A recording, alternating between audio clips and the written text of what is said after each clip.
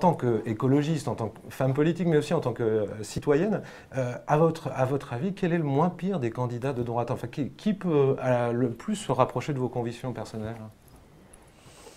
C'est compliqué parce que sur certains points, je peux avoir des accords avec Nathalie Kosciusko-Morizet, par exemple, qui a sur certaines positions on va dire une sensibilité aux questions écologiques qui est plus forte, mais sur d'autres, pas du tout. On parlait de l'islam, elle s'est lancée dans cette opération absurde d'interdire le salafisme, sans expliquer ce que c'est que le salafisme, etc. Enfin, sur ce discours-là, souvent les politiques, et notamment, c'est pour ça que je vous dis que je risque de m'énerver, c'est que la primaire à droite est un moment de surenchère entre les uns et les autres, qui aboutit pas seulement à des absurdités, ça ce serait à la limite pas grave, mais qui allume des mèches dans un pays, la France, qui est quand même très fragile. Et puis pour être très sérieux sur ce sujet, si l'on regarde qui est notre ennemi, on parlait tout à l'heure de notre ennemi, il est l'État islamique, Daesh, c'est un ennemi extrêmement virulent, idéologue très puissant, qui a une stratégie. Cette stratégie, ce n'est pas d'envahir la France ou de non bombarder, ce n'est pas une guerre classique, c'est d'utiliser les fractures françaises, c'est d'utiliser la fragilité et aussi de spéculer sur le fait qu'un certain nombre de responsables politiques vont embrayer dans un sens très virulent pour favoriser ce qu'eux théorisent comme une forme de guerre civile. Restons bien sur le débat. Justement, oui, parce que justement, ce qui risque d'arriver dans cette primaire de droite, ce qui risque d'arriver dans ce débat, c'est une surenchère permanente. Donc évidemment, je serais plus sensible à tous ceux qui essayent d'apaiser ce débat, c'est le cas jusqu'alors sur ce sujet d'Alain Juppé. Mais Et à l'inverse, dans ce que vous décrivez, il peut y avoir un candidat qui est pire que les autres. C'est-à-dire qu'il incarne cette surenchère. Il y en a un qu'on a déjà vécu comme président de la République, qui s'appelle Nicolas Sarkozy. On a vu le résultat. Et effectivement, si on pouvait ne pas recommencer, je pense que ce serait. Vous avez l'impression qu'il s'est amélioré ou empiré avec le temps? Ah non, je pense qu'il s'est très largement empiré. D'ailleurs, il avait dit qu'il arrêterait la politique, il aurait dû tenir parole. On sait, Madame Duflot, qu'il y a beaucoup d'électeurs de gauche qui s'interrogent et qui sont tentés d'aller voter à cette primaire de droite. Qu'est-ce que vous en pensez? Est-ce que vous comprenez ça? Moi, j'en connais dans mon entourage, donc je suis forcément, ça a donné lieu à de grandes discussions. C'est vrai que moi, de façon naturelle, c'est pas ma pente naturelle. Enfin, j'aurais du mal à choisir et à devoir aller choisir. Mais je comprends la logique de certains qui, justement, disent le meilleur moyen de ne pas avoir tel ou tel candidat, c'est d'aller... Notamment pour contrer Nicolas Sarkozy? Exactement. C'est dans cette logique-là. Mais ce que je veux dire, c'est qu'en fait, en creux, ça montre bien, et d'ailleurs ça vaut aussi pour les écologistes, que l'élection présidentielle, en fait, ne fonctionne plus. Parce qu'on est obligé de faire un troisième tour, avant le premier tour, qui est celui où on va choisir les candidats et éventuellement on va choisir les candidats chez les autres. Donc on voit bien que là il y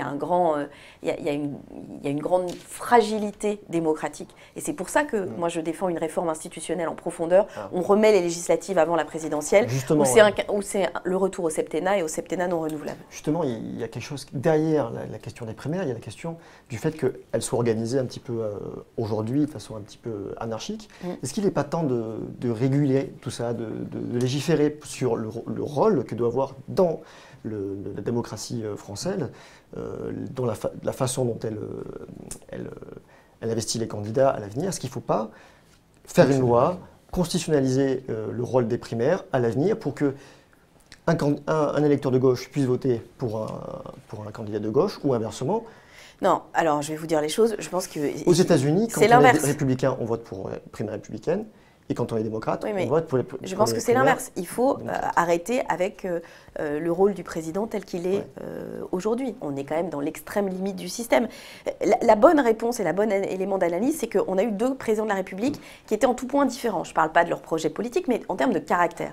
On avait dit que la présidence excitée, ultra personnalisée, c'était lié au caractère de Nicolas Sarkozy, à sa façon d'exercer son mandat.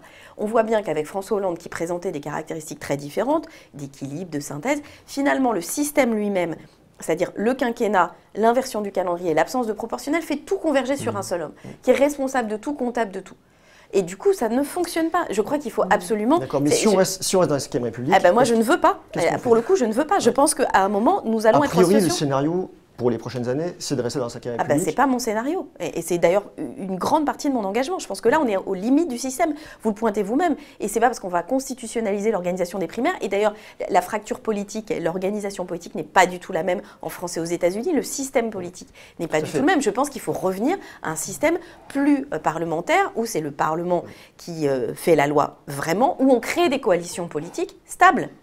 Aujourd'hui, la grande vulnérabilité de ce que vous décrivez, c'est qu'à la fin, ça finit finisse avec l'extrême droite au pouvoir et au pouvoir largement, c'est-à-dire président de la République, mais aussi le système électoral au scrutin uninominal à 2 tours peut faire Donc, avec 30%, avec 30%, vous pouvez gagner la majorité dans l'Assemblée. Il y a quand même une responsabilité de la gauche et même des écologistes à appeler à aller voter aussi à la primaire de la droite pour désigner le moins pire des candidats.